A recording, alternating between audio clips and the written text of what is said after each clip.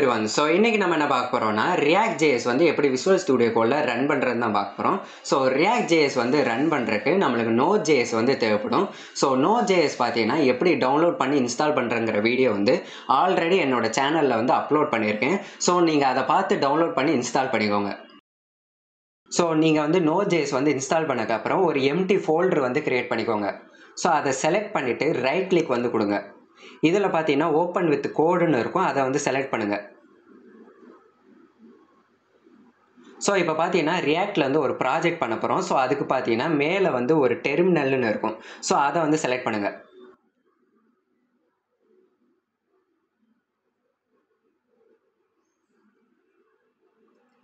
So இதில் பார்த்தீங்கன்னா நான் சொல்கிற கமாண்ட்ஸை வந்து டைப் பண்ணுங்க. npx create -react -app. So இதை டைப் பண்ணிவிட்டு பக்கத்தில் பார்த்தீங்கன்னா ஃபைலுக்கு வந்து ஒரு நேம் வந்து கொடுங்க. ஸோ என்னோட ரியாக்டுக்கு ஃபைல் நேம் பார்த்தீங்கன்னா லாகின். ஸோ கொடுத்ததுக்கப்புறம் என்டரை வந்து கிளிக் பண்ணுங்கள்.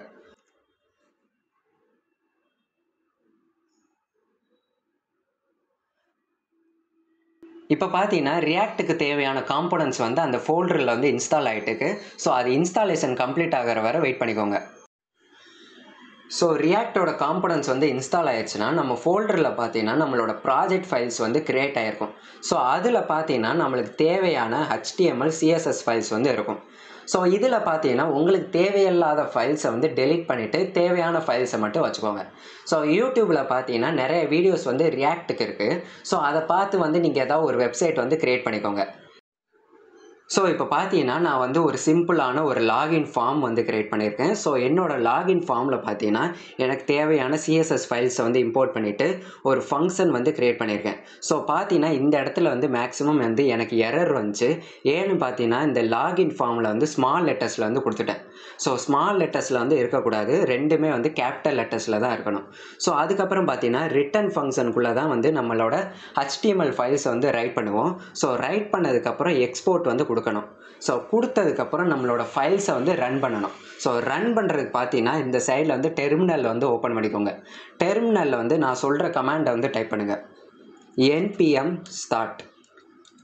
ஸோ இந்த கமாண்டு பார்த்தீங்கன்னா நம்மளோட ஃபைல்ஸை வந்து நம்மளோட வெப் ப்ரௌசரில் வந்து ரன் பண்ணும்.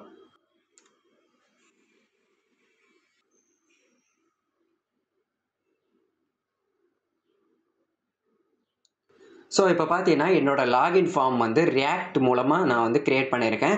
ஸோ அதுவும் பார்த்தீங்கன்னா சக்ஸஸ்ஃபுல்லாக வந்து என்னோட வெப் ப்ரௌசரில் வந்து அப்ளை ஆயிடுச்சு.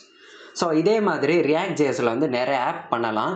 ஸோ ஏன் இப்போ வந்து React.js வந்து அதிகமாக யூஸ் பண்ணுறான்னு பார்த்தீங்கன்னா React.jsல வந்து ரீலோடோட ஸ்பீடு வந்து அதிகமாக இருக்கும். ஸோ சிங்கிள் எலமெண்ட்டை வந்து சேஞ்ச் பண்ணோம்னா அந்த எலமெண்ட் மட்டும்தான் ரீலோட் ஆகும். மொத்தமாக வந்து ஃபஸ்ட்லேருந்து எல்லா எலமெண்ட்ஸ் வந்து ரீலோட் ஆகாது. ஸோ அதுக்கப்புறம் பார்த்தீங்கன்னா இதில் வந்து விர்ச்சுவல் டாம்ங்கிற ஒரு கான்செப்ட் வந்து யூஸ் பண்ணுறாங்க. ஸோ அதனால தான் பார்த்தீங்கன்னா React.js வந்து ஃபாஸ்ட்டாக இருக்குது. ஸோ உங்களுக்கு வந்து இந்த வீடியோ பிடிச்சிருந்தா லைக் பண்ணுங்கள், ஷேர் பண்ணுங்கள், சப்ஸ்கிரைப் பண்ணுங்கள். உங்கள் ஃப்ரெண்ட்ஸுக்கு வந்து React.js வந்து ரன் பண்ண தெரியலனா ஸோ என்னோட வீடியோ வந்து ஷேர் பண்ணிக்கோங்க.